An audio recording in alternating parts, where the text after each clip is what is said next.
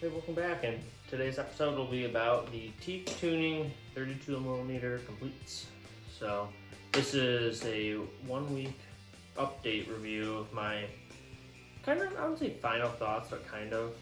I've used it enough to really figure out if I like it or not, and we'll go through, my opinion on this company and their boards in this episode today. Right, so I've been using these for about this one over a week now. This original one that I did my review on, still here. It's in actually really great shape. The paint's chipped off the trucks, which I like that. Obviously when you grind them stuff, it'll chip off. And then I've got this one, another 32 complete prolific trucks. It's got the bushings in it, which actually I didn't mention the bushings. So I was really, up in the air about that last review.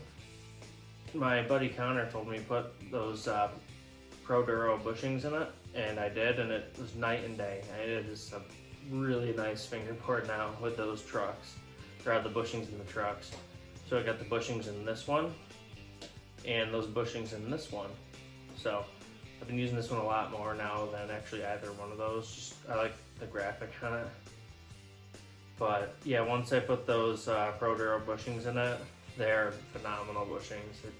It makes the board handle perfectly, in my opinion. I really like it.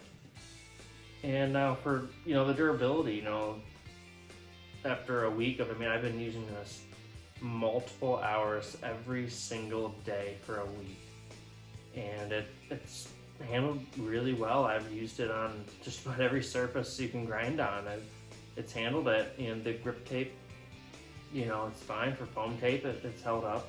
But my favorite part is that it's got a wear graphic on it. I'll zoom in, next clip to show how the graphic is worn. But it looks really good, and it still rides fine. This one, so I complained about this one having the one weird bearing. This one also has one weird bearing where one doesn't spin very well. But this one that I got, actually all the bearings spin really well. This was one of those $11 mystery completes, as was this. I bought them just because I thought it'd be cool to see what happened. This thing, it is incredible. I threw out the packaging. I don't know if it has upgraded wheels. I don't think so. I think these are the minimum, they're low package wheels, but all those roll perfectly, just crazy. And this, the first one I got, the bearings got really rough. Like a couple days after that review, I use these for probably 4+ hours every single day. On the weekends, who knows how many hours. The bearings got really crunchy, so I put some lubricant, some just spray lubricant in these bearings here, and it doesn't roll far anymore because that lubricant will stop it from spinning freely like that one. But that crunchiness is totally gone. It feels fine again. I haven't touched this one at all, and it doesn't have that crunchy feeling yet, but I can see it probably will. So if that's something you don't like, you can either grease it like this one, a little bit of just a spray oil, just popped it in there and it was fine, or get upgraded wheels. That's a better option, really. I will upgrade the wheels at some point. But yeah, my first impression of these was kind of rocky, but once I put those bushings in it, it was totally fine. Everything was perfect. It was a little weird getting used to the narrow board, but now if I try and use my 34, it feels like I'm trying to kickflip a loading dock. It is so bulky, it's huge. So I'm back to the 32, which is awesome. But yeah, I'll zoom in and I'll show you, up close how this deck looks worn. All right, so here are the decks. This one, I haven't really skated much. You can tell by the grip tape. Everything, I put it together. I've done a couple tricks with it, but then I left it alone. And then you've got, this one, which we'll save that for a minute. This was the original one. You can see it's got the blue paint. That truck's worn more because I do a lot of tricks on that truck more than this one. But you know, everything was fine. It looks good. You can see I've got those Pro Duro bushings in there. That's really about it. I mean, you know, the foam tape, it's rough on the edges, but I have been using the heck out of these things. I've been going nuts, kind of obsessing, really borderline there. Just like this one. So foam tape, same thing, starting to get crazy, but to be expected. And this is the graphic wear. So if you're looking for a inexpensive fingerboard where the graphic wear is pretty nice, I'll go with this one. You can see, you know, the lines from how the veneer is, but you can't help that for, you know, the cost of these things. It's fine. I'm very happy with it. And I've been just grinding some just metal, and I've got some stone that was cut. I'm grinding that, but not that much. It's really wearing like a skateboard. I'm very happy with it.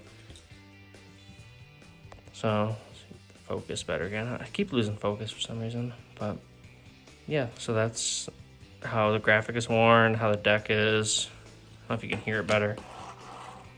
You're starting to get that weird squawk to it, but that's fine. Here's this one I put grease in. Really smooth now. So that's the up close, and yeah.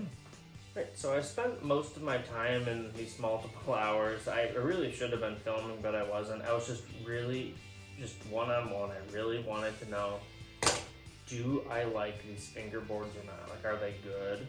Or are they just overhyped and just pumped out there for people to buy and, you know, be really disappointed? So I spend a lot of time messing with them, and I really, really enjoy them.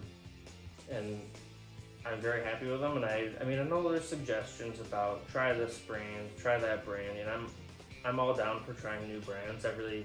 I like trying new stuff like that, like these fingerboards. But for the time being, I'm gonna stick with Teak tuning. And part of that is, I didn't realize this at first, but Teak tuning is just over an hour from my house. So when I order something, it shows up like a day and a half later. Like, it is just I do standard shipping, and it pops up just within 2 days. It's at my house, and I really do like that. So that is one reason why I'm sticking with the Teak for now. But it's not. It could show up the same day I ordered it, and if it was trash, I would go to a different brand. It's not, the shipping isn't, you know, the number one thing, but it does help. It helps a lot. But on top of that, it is a really good fingerboard. I'm very happy. I'll stick with it for now. And like I was saying, I didn't film a lot, which I wish I did film a lot, because I did do some really, you know, crazy, I don't say crazy tricks, but they were very impressive. You know, for getting used to a new board, I was very impressed with that. What I did capture was a couple small clips here and there, and we'll finish out the video with a little montage of some fingerboard tricks. So thanks for watching, and stay tuned for the next one.